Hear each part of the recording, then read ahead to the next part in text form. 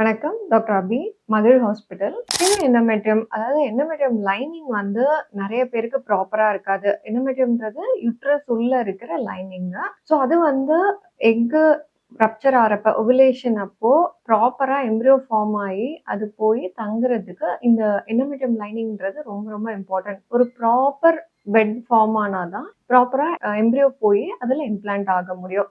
So இந்த lining சில பேருக்கு இஷ்யூ இருக்கலாம். ப்ரீவியஸ் டிஎன்சினாலயோ, இன்ஃபெக்ஷன்னாலயோ, இல்ல நார்மலாவே அவங்களோட பேசல் லேயர்ல இஷ்யூ இருக்கிறதுனாலயோ, எண்டோமெட்ரியம் லைனிங் சில பேருக்கு தின்னாவே இருக்கும். ஸோ இதுக்கு மல்டிபிள் ஆப்ஷன்ஸ் உண்டு.